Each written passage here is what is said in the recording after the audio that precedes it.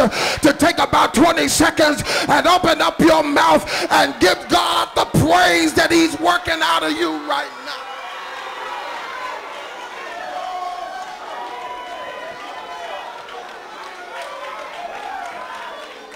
Woo. My God. Just tell God, thank you for the pressure. Thank you for the pressure. And so the pressure drives him down to Egypt. I'm almost finished. And he gets down to Egypt. And the thing that's so wonderful about God is that when he goes to Egypt, he goes to the place of bondage. Egypt always represents the place of bondage. He goes to Egypt. He's taken Lot with him. He's taken hidden, covered, wrapped up stuff with him. Not only does it represent covered and wrapped up stuff in you, but Lot also represents hidden, covered, wrapped up people. Because there's some people in your life, there's some Lots in your life that see that you're an Abraham and you have a Canaan that you're trying to get to. And because they're a Lot and Lot didn't get the promise of Canaan, Abraham got it. And because they have no promise of Canaan of their own, they figure if I can just latch on to somebody who has a promise, if I can just hold on to somebody that's going somewhere, I'll get somewhere just by reason of my association. And so there are some Lots. They are wrapped up, they are covered, they are hidden. The real them are hidden.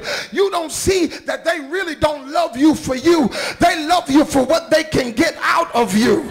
My God, help me preach it here today.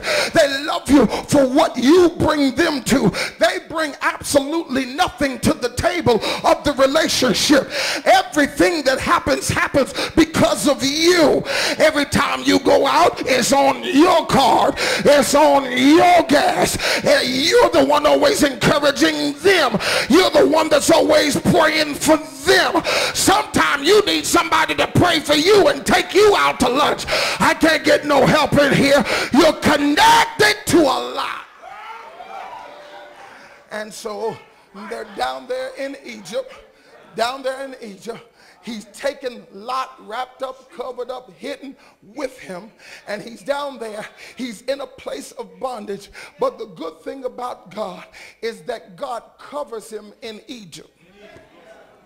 I don't know about anybody else, but I've got to stop and praise God, because there's been times that I went back to Egypt. Now I know that y'all deep Bibleway folks are going to sit here and act like you don't know what I'm talking about. Like since you've been saved, you ain't been back to Egypt. Maybe you didn't go there with your body, but if your mind, I can't get no help in here. You went there in your mind. You went there in your thinking. You went there in your imagination. But isn't it good to know that you went back to Egypt, but while you was in Egypt, God didn't let the stuff happen to you that he could have let happen to you.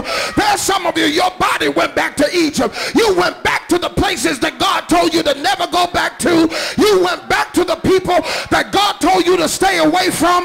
But in spite of you being disobedient, God still covered you. You ought to clap your hands and open up your mouth and thank God for protection in Egypt.